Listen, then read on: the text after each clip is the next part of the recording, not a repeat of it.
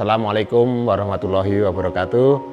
Sahabat Mediti yang saya cintai dimanapun berada. Kali ini saya ingin membahas apakah Mediti ini boleh digunakan untuk orang yang ada gangguan pada fungsi hatinya. Jadi ada statement bahwa Mediti itu tidak boleh digunakan untuk orang yang ada gangguan fungsi hati. Sebetulnya ini pernyataan yang tidak benar, karena dalam dosis yang sangat tinggi, tidak selalu terkait dengan dosis yang rendah. Bisa juga dosis sangat tinggi mengganggu fungsi hati, tapi dosis yang rendah justru memperbaiki fungsi hati dan melindungi hati itu sendiri, gitu ya. Jadi di dalam paradigma pengobatan itu tidak berlaku, oh kalau yang tinggi begitu, kalau yang rendah pun begitu, tidak ya. Jadi di dalam memperbaiki fungsi hati ini, kandungan EGCG di dalam Mediti ini berada di dalam dosis yang kecil ya. Dosisnya tidak sampai 300 mg EGCG, dan itu berada di dalam campurannya dengan ekstrak tehnya. Nah ini loh, jadi ini banyak orang-orang yang melihat, membaca itu ya hanya sepintas-sepintas begitu saja kan gitu ya. Tapi sebetulnya bahwa EGCG kalau dia itu tercampur dengan ekstrak teh itu aman ya.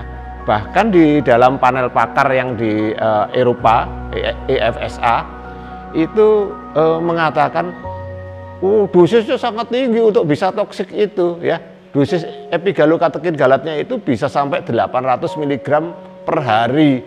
Ya, 800 mg per hari itu berapa ya? Kira-kira ada 16 bungkus 16 bungkus PDT itu diminum satu kali sehari ya, kan nggak mungkin ya toh? Ya seperti itu.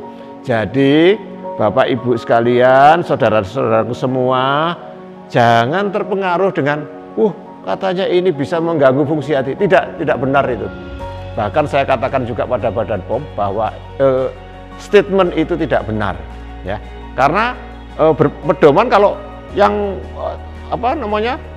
dosis besarnya itu mengganggu fungsi hati, dosis kecilnya juga mengganggu fungsi hati. Tidak. Banyak juga riset-riset yang menyebutkan bahwa justru pada dosis kecil itu bisa membantu, memperbaiki dan melindungi fungsi hati. Istilahnya adalah hepatoprotektif. Nah ini yang harus kita pahami bersama, bahwa EGCG di dalam dosis kecil itu bersifat hepatoprotektif, artinya dia malah melindungi hati itu. Dan ini bukan saya ngarang-ngarang, bukan ya. Jadi ini berdasarkan hasil riset yang sudah saya baca. Banyak juga loh ya, hasil penelitian itu mengatakan bahwa dosis kecil pada epigalokatekin galat ini justru bisa mencegah, menghindari, memblok timbulnya kanker hati malahan. Malah orang kalau kanker hati itu diberi epigalokatekin galat. Lah ini kan agak berlawanan ya, seperti itu. Jadi kadang-kadang orang mengambil suatu kesimpulan yang salah. Lah ini loh yang kadang-kadang harus perlu diluruskan, bahwa kesimpulan-kesimpulan itu diambil dari analogi-analogi yang tidak bisa nyambung gitu ya. Kalau tingginya begitu maka rendahnya begitu. Lah kan nggak benar ya. Ini suatu logika yang tidak benar. Nah ini harus kita luruskan. Dan saudara-saudaraku semua, jangan terpengaruh begitu. Jadi kita harus berpedoman pada evidence base yang sudah ada.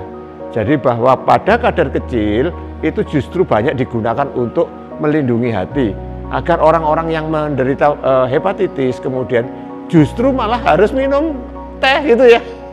Bukan malah justru dihindari. Lah ini suatu pemikiran yang salah gitu ya. Jadi saran saya, jadi orang-orang yang heparnya bermasalah, malah gunakanlah epigalokatekin galat atau Mediti ini dalam dosis-dosis yang wajar gitu ya. Dalam dosis-dosis yang wajar silahkan digunakan.